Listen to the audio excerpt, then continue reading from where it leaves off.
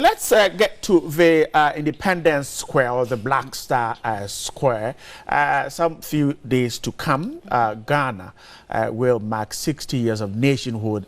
Kids around the country will be at the various parade grounds to march and salute and just remembering what happened in 1957 when Osajefo said Ghana is free and no more a colonial country. Jason Amo is there at Independence Square, and preparations are far underway, and Jason is ready to get us what's happening there.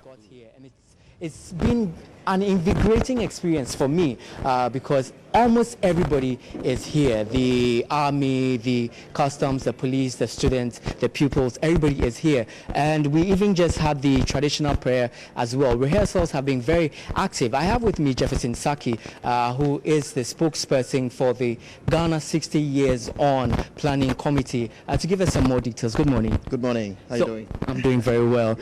Well done, by the way, with the work that you're doing so far. How far have you come? Thank you. I think we're far advanced. If you look at the preparations, the rehearsals today, for example, they started about a week or two ago, and making sure that things get out just as planned. We're looking at a celebration that will be very unifying. We are 60 years, and 60 years means a lot in the life of every nation or even any individual. And so one of the key things that we are focusing on this year is to ensure that on the 6th of March, the regional representation is so strong and visible. And so all regions are going to be very present. If you look at the rehearsals, I mean, the school kids are here, the military, the police, the Navy, and it's going to be a very interesting troops of colors, as it usually happens every 6th of March. But one of the main significant things that are also going to happen is also to ensure that at the end of the day, you're looking at a good distribution of the anniversary, a good distribution of participation of every single Ghanaian. The theme, of course, is mobilizing for Ghana's future. And if you're thinking about mobilizing for Ghana's future, it is very important that you ensure that everybody is part of this anniversary celebration. And so that is basically the key focus of this year's Independence Anniversary celebration on the 6th of March. I think it's going to be extremely different from all the ones that we've been seeing over the past years. Speaking of difference, so far I have seen a parade rehearsal, but I haven't seen the masquerade.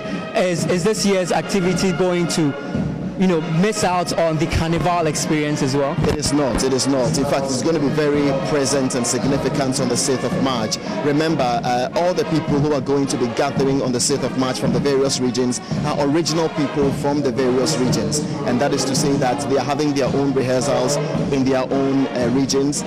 You're going to see people from the Volta region, people from the Ashanti region, people from the Northern, Upper East, Upper West. And in doing so, of course, there's been various suggestions how you want to go about this.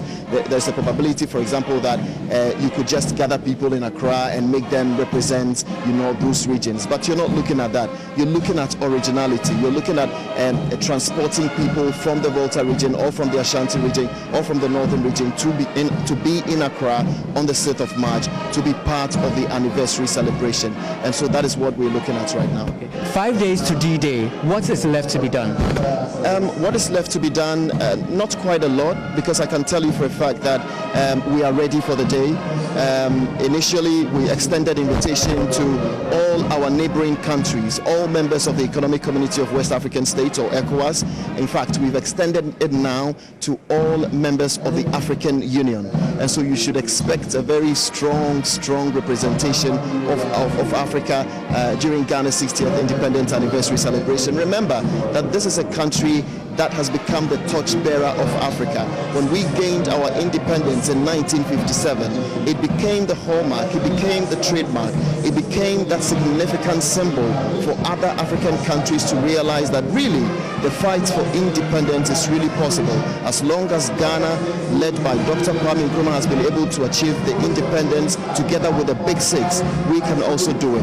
And they did it. And of course, you remember, anytime we have an anniversary or an occasion like that, when we extend invitation to them, they do attend, they're always with us, and we are always proud of that. So we should expect quite a number of African leaders coming here on the 6th of March.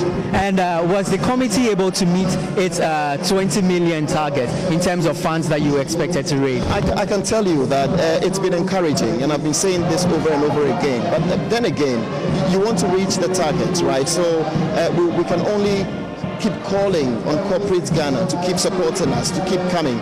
This is a year-long anniversary celebration, and so I just want us to understand it to that effect. As long as we are able to put things together and build the momentum, especially for the month of March, which of course is our independent month, I think that all those who also need support to come on board and support. As to figures how much is coming and how much is not in, we're only calling on corporate Ghana to continue supporting this anniversary celebration, because at the end of the day, it is the Ghana story, it's a Ghanaian story. Remember, today is the 1st of March, and what the planning committee put together as part of the program is to have the flag draping day. So today, when you go to ministries, you go to government agencies, departments, people are just hoisting the flag and flying the national flag of our country, just as I am doing right now. And finally, does the president at any point ever participate in a rehearsal? Well, the president is always briefed, and I just need you to understand that. I mean, there is not a single program that the president goes without him being briefed as to what to do and what not to do and what to say and what not to say. I think it is so important, and it is part of protocol. And so the protocol department is taking the president through that particular process, and I can assure you that it's going to be a very, very colorful, interesting celebration on the 6th of March. Thank you very much. We definitely look forward to the celebrations on the 6th of March. I've been speaking to Thomas Jefferson, who is a spokesperson for the Ghana 60 Years On Planning Committee. My name is Jason Amo. Back to you in the studio. Jefferson. Oh, Jefferson Saki, yes.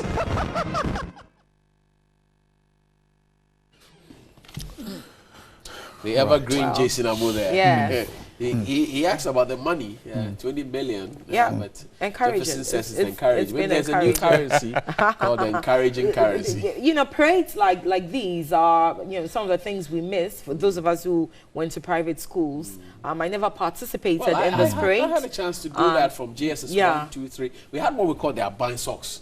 You know, they'll give you some white socks with some green, yellow, you know, linings and some handkerchief. You do a few must have been exciting, except for the part where kids faint. And then you finish standing in the sun for all those hours. This is and my you worry. get some fried rice that's going bad, or some very hard yogurt and some hard bread.